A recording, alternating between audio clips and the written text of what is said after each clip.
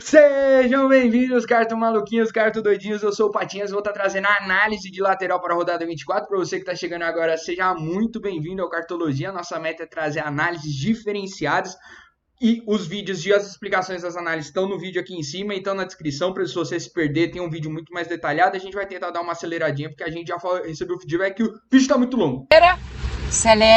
Acelera muito. Não pode acelerar. Pra você que já é cartológico de carteirinha, já sabe o esquema, curte, comenta aí quais são os laterais que você tá pensando pra rodada. Cara, como esse é o primeiro vídeo que eu tô gravando aqui da rodada como um todo, eu já vou dar a resposta do quiz cartológico. A gente perguntou pra todo mundo qual que era o time que mais tinha tomado cartão vermelho. E foi o Grêmio, cara. O Grêmio que é o time que ganhou o troféu Clube de MMA aí, com 6 cartões vermelhos já. Segura o time aí, Renan. Palhaçada, eu nem iria perder meu tempo.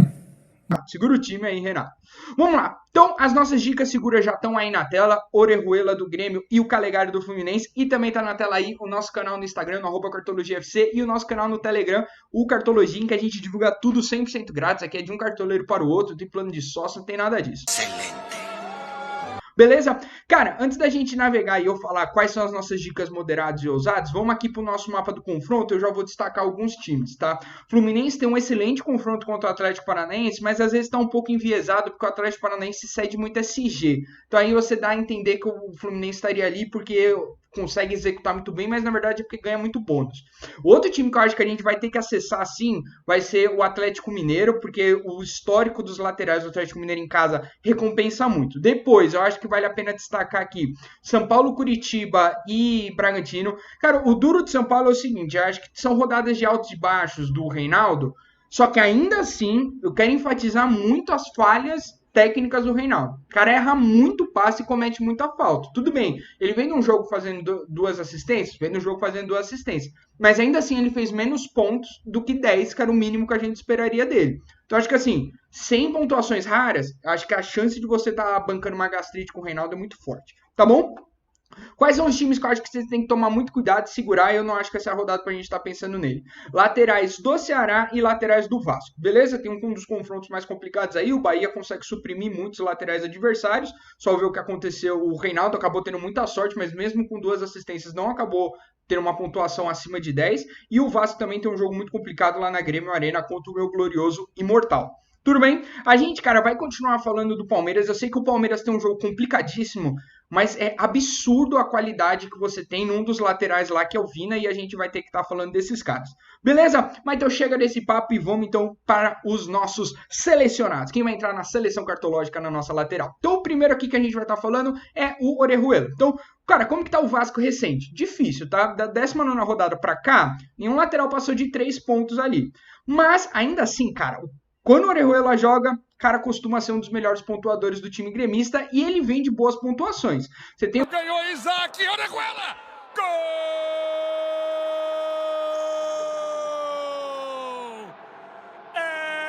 Um Grêmio que fez 9, 7.6, 12. Sei que a 21ª rodada deixou a desejar aí, mas tinha muito... Tava vindo profundamente desfalcado. Grêmio titular contra um Vasco, acho que o favoritismo tá muito pro lado do Grêmio. Mas eu entenderia você falar, pô, Patinhas, no recente...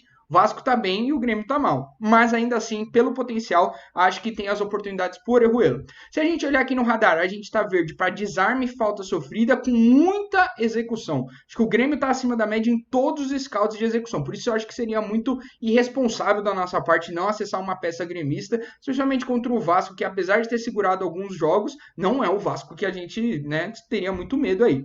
Se olhar o menino Orejuela, hoje ele tá entre os top 30 da posição, tá no Olimpo, tá na zona verde aqui. Se você olhar, cara, o radar tá destacando desarme e falta sofrida. E ele tá acima da média em desarme e falta sofrida. E as oportunidades de gol, que eu acho que é um dos grandes diferenciais dele, por isso que eu tô colocando ele como uma das melhores dicas aqui.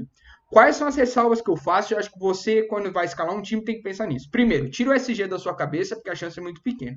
Segundo, ele tá cometendo mais falta do que fazendo. Então já coloca um menos aí. Coloca um menos meio, que ele vai cometer mais falta do que sofrer. E ele tá errando muito passe, que tá fazendo 13 e já pensa em 1,5. Ou seja, quando você colocar o Orejuela, já pensa que ele vai ter menos 2 de falhas técnicas, que ele vai estar compensando no desarme. Ou seja, tudo que ele vai fazer a partir daí é pelas finalizações. Qual que é o máximo que um cara vai conseguir fazer? Imagina que ele dá 3 finalizações para fora e ele consegue fazer uma difícil. Cara, acho que no máximo, sem o gol, o menino vai estar batendo uns 4 pontos aqui. Não é demais, mas acho que você tem que ter essa frieza aí na hora de olhar os números para não ficar bolado depois que vê um 3 ali e falar assim, ah, queria 18. Todo mundo quer 18, mas tem que ter um pouco mais de calma aí. Depois, cara, é o Calegari. Para quem viu o que o Calegari fez no último jogo, é isso, cara. Aquilo ali é o Calegari. Maluco, desarma todo mundo. Se o Calegari existisse no Velho Oeste, ninguém morria, porque ele ia desarmar todo mundo antes. Cara, fato é que o último jogo do Cap, você deu 14,9 pro Vina. Tá, Patias teve SG, cara, fora do SG, o maluco fez 10 pontos só desarmando. Absurdo, sem assistência, só desarmando. É muita oportunidade. E quais outros jogadores que ele já eternizou? Heitor fazendo 10 pontos, Felipe Jonathan fazendo 11 também, num show de desarmes, mas também teve gol. Então, assim, Dudu 6.3, Patrick 7.7.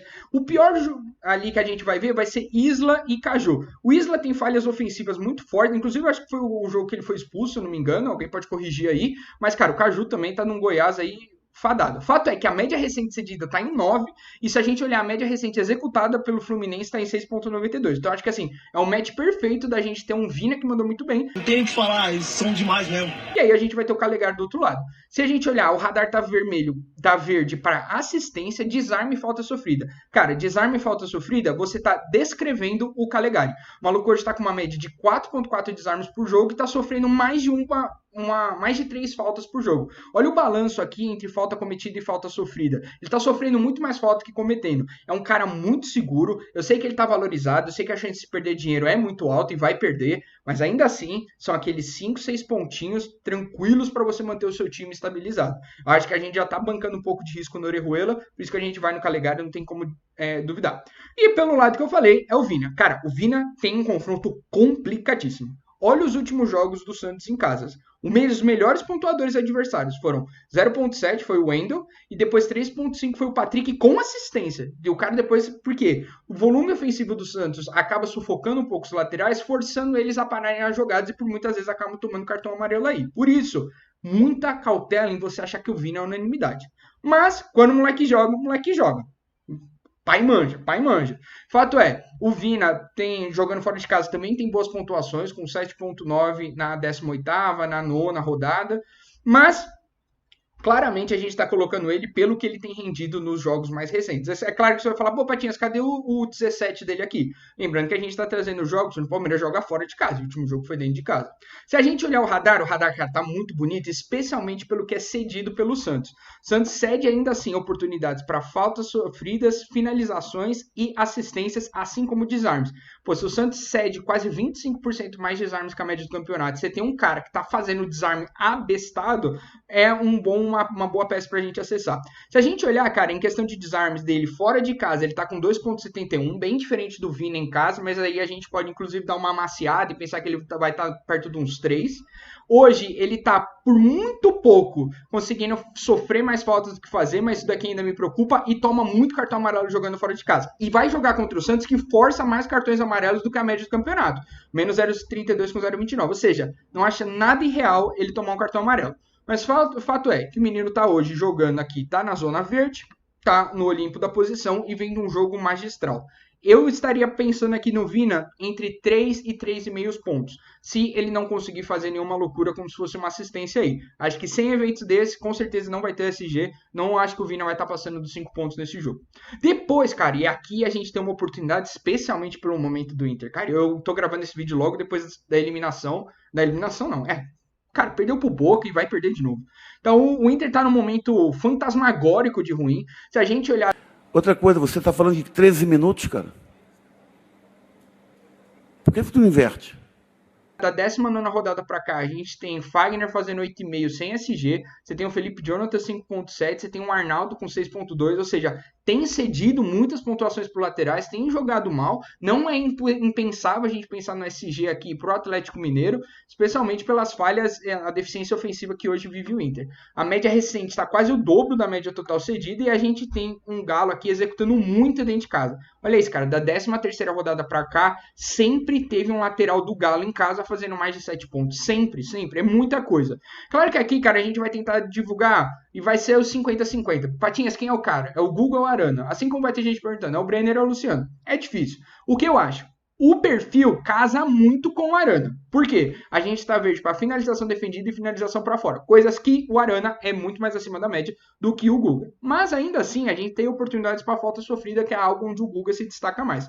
Mais do que isso, eu vou estar contabilizando que como o Galo executa 150% mais gols do que a média do campeonato, eu vou estar indo no maior goleador deles, que é o nosso menino Arana. Beleza? Hoje ele está no Olimpo da posição dele, está aqui na zona verde. Ele está abaixo da média em desarmes, por isso eu estou muito mais pensando nessa partezinha aqui dele, que é o 0.72 e o 0.55, o quanto acima da média ele está em finalização, porque é isso que o radar está me contando, é o cara que eu vou trazer. Novamente, faz mais falta do que sofre. Já pensa nisso daqui e tá errando na média 10 passes. Quase uma escola Reinaldo aqui, que é o que acontece quando o cara participa muito do lado ofensivo. Mas ele tá quase 5 vezes acima da média em assistência e quase 8 vezes acima da média em gols. Ou seja, ele tem uma oportunidade ofensiva muito forte, mas eu acho que por todas as ressalvas, a ausência de desarme e as ressalvas técnicas negativas dele, eu vou colocar ele como moderado aqui no canal. E por fim, para fechar, cara, eu acho que tem uma peça sim pra gente acessar no Red Bull Bragantino. Por quê? Olha o histórico recente do Curitiba. Cara, Felipe Jonathan 14, Zeca 10.5, Guga 10,5. Lá no comecinho do campeonato você tem o Saraiva e o João Lucas 12 e 11. Ou seja, as laterais do Coxa têm dado muita margem, muita margem. Inclusive que mesmo com essas grandes pontuações sendo cedidas recentes, você ainda vai ver que a média total ainda está acima das médias recentes. Ou seja, muito forte as oportunidades. Ao mesmo tempo, a gente está falando de um time que não tem mais as estrelas, beleza? A gente não tem mais os mitos que um dia a gente já pensou que o Aderlan fosse ser nesse campeonato. Mas eu tô indo aqui muito pelo lado do que é oferecido mais do que pelo lado que é executado. Tanto é que o Coxa está acima da média do cedido em gols, assistências e finalizações. Se você olhar aqui a parte do executado, tá muito ruim. Só tem um desarmezinho aqui em cima. Por isso que vou estar recomendando o Aderlan, porque eu acho que tem alguns pontos interessantes para se destacar nele. Primeiro, falta cometida está muito acima de falta sofrida. Ou seja, já bate aqui e o cara está errando 10 passos. Ruim. Mas o cara tem excedido bastante em desarmes, ou seja, está com uma média de desarmes maior que o Vina, por exemplo, no local que ele vai estar jogando. E ele é um cara que costuma finalizar. Ele está acima da média do campeonato de finalização e vai estar jogando contra o time que cede acima da média de finalização. Ou seja, ele tem uma oportunidade aí de desempenhar um pouco do papel dele. Fato é que ele recentemente saiu da zona inferior. Ele é um cara de muita ousadia e alegria. Eu acho que se você está tendo problema com cartoletes ou quer muito diferenciar no pessoal, ele tem sim margem, especialmente pelo radar e o match de perfil dele.